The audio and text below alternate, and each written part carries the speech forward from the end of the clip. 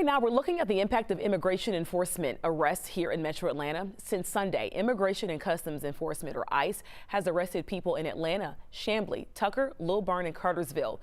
Now a local family is sharing their fear they're living with. 11 Alive's Karis Bilger joining us outside the ICE office in downtown Atlanta. Karis, what can you tell us this midday? Well, a local woman tells us her husband, Walter Valladares, was taken into custody recently, and she says at the time her husband was in the process of getting a legal permit.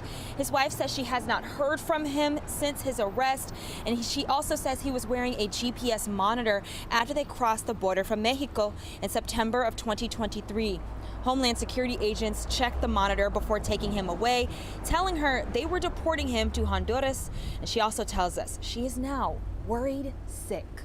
Desde ese día no has escuchado nada, no te han llamado, they haven't called you, they haven't said anything. No.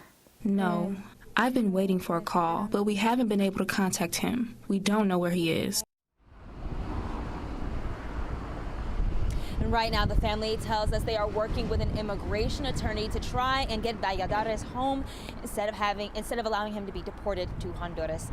In downtown Atlanta, I'm Karis Bilger, 11 Alive News. Karis, thank you. On Tuesday, we also spoke to the CEO of the Latin American Association, Santiago Marquez. He said recent arrests of undocumented immigrants have hit communities hard and added that his organization is seeing an increase in people seeking help and answers about what comes next.